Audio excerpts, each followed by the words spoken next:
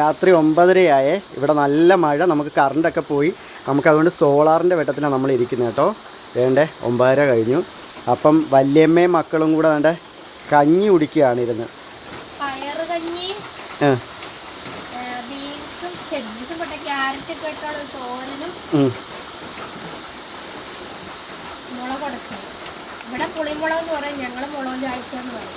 കേൾക്കുമെന്ന് അറിയത്തില്ല മഴ കാരണം. എന്താ നല്ല എരിവുണ്ടോ? അടിപൊളി. എരിവ് കൂട്ടാൻ നിൽക്കുക ഞങ്ങള്. ഉറക്കെ പറ. മഴയുണ്ട് കഞ്ഞി. അതെ, മഴയുണ്ട് കഞ്ഞി.